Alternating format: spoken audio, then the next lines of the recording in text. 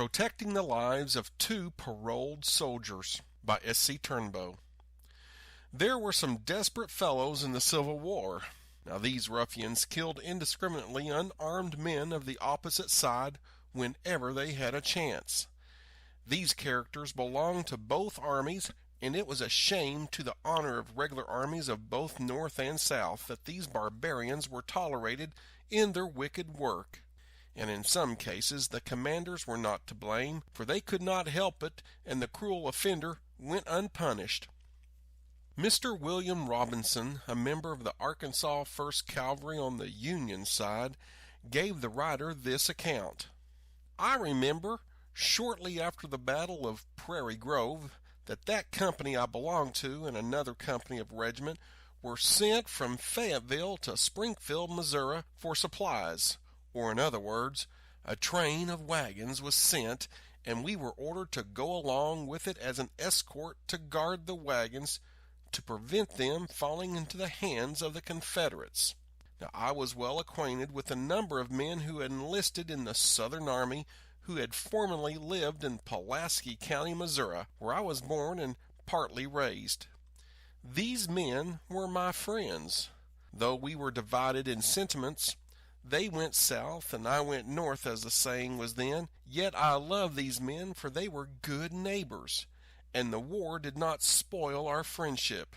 True, I thought they did wrong in defending some principles that the Southern people held to, but I suppose they thought I did wrong by enlisting for the defense of the Stars and Stripes. I have never regretted in taking sides with the Union, and I do not suppose that a true Confederate soldier was ever sorry that he contended for the sunny South.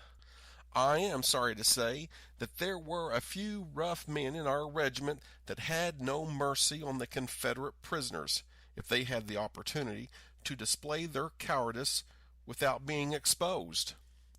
Now, a few days after the Battle of Prairie Grove, a number of the Confederate soldiers who lived in Missouri that were captured by our men in the fight at Prairie Grove were paroled to return to their respective homes.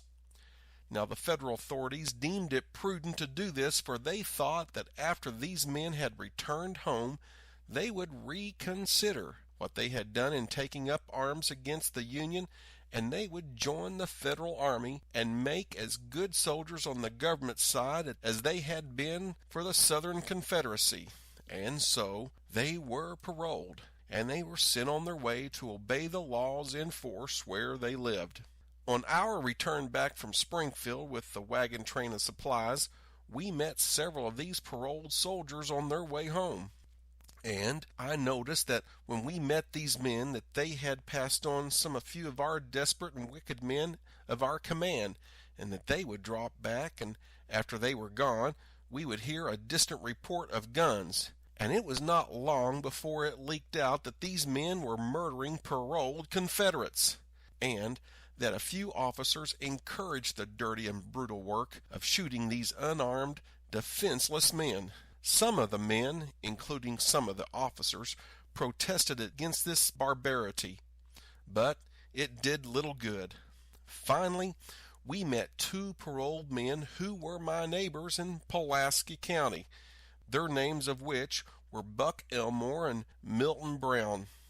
Now, I recognized them, but I did not get to speak to them, and if they recognized me, they did not let it be known. Now, my brother Ezekiel Robinson was a member of the same company I was, and we were riding side by side when the two Southern men passed us. As soon as they had gone by us, I told my brother who they were, for he had failed to recognize them. Now I told him that we must not let the wicked men kill them, and he agreed to help me interfere on their behalf. In a few minutes more we saw that these same murderers dropped back, and we knew their purpose at once. I and my brother waited long enough until they rode just beyond our view, and we followed them and urged our horses into a fast gallop.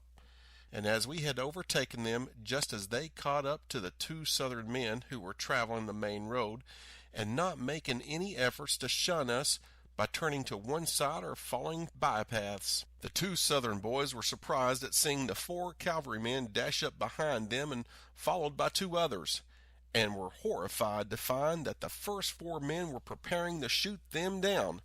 But we interfered and informed them if they shot them boys, they would suffer for it, and more than that, if they killed them, they would have to kill us too, if they got their shots in first.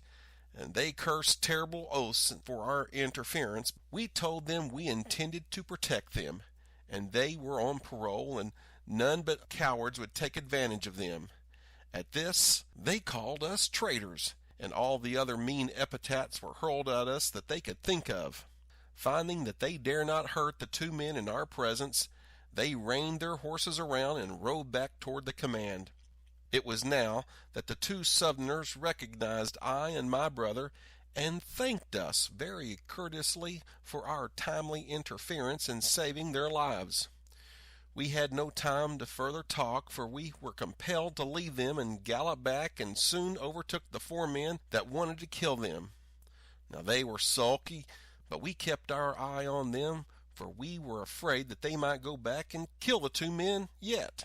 But they did not. Now some years after the great struggle had ended, and what was left to us would settle down to citizenship again, I met these 2 men once more, and after a cordial greeting of each other, they informed me that they quit the main road after we left them and went through the woods and the prairies and followed the trails all the way to their homes in Pulaski County.